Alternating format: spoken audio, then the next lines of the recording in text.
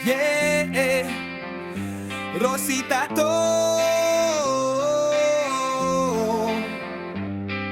Respeto, tiwala, at sa Diyos sa itaas magtatato na walang tato.